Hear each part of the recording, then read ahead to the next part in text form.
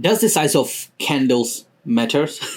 All right, so I'm not going to share here the different type of candlestick pattern or whatsoever. What I'm going to show you guys is how you can use the understanding of a specific candle size to your own advantages, right? So we as a retail trader, we don't have access to sophisticated tools. We only have limited data, and with that limited data, trust me, you can actually gain a lot of information. So let's start over here, right?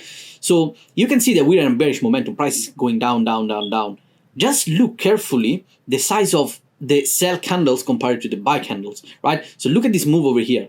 You see the size of these candles are way bigger than these buyers to the upside. And again, look at how small are all these candles, but look then when sales gets into the market, how big is the shape of a candle from here to here. And then again, look at the shape. Now here you do have a very strong blue candles going to the upside, which was the buyer's intentions. However, these intentions was just to fulfill this objective, which is to take the liquidity equals above here. And then look the response back to the buyers. You see huge candle to the downside. Now why this is important is because if price start getting in your POI in a very logical level or your point of interest, what happens is that you have to start understanding how they move, right? And check this out.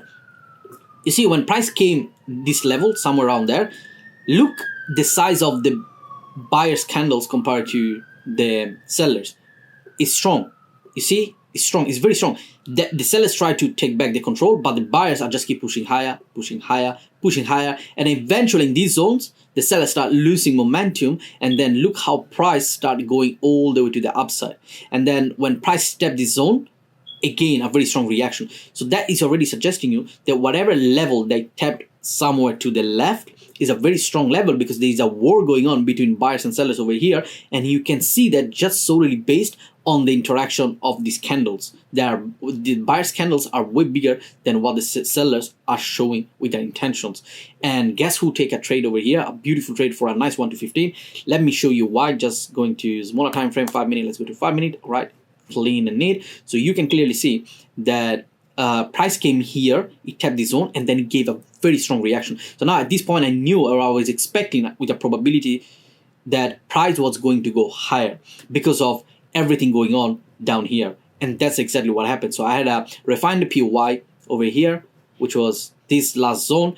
Refined it, and yeah, I just left a pending order. Price activated my trade, and it was a very nice 1 to 15. I have taken a slightly partial around 1 to 10 just to pay out the risk, and the rest I let it all the way to 1 to 15. So as you can see, if you use this on the right way, you can actually take out a lot of information on your advantages.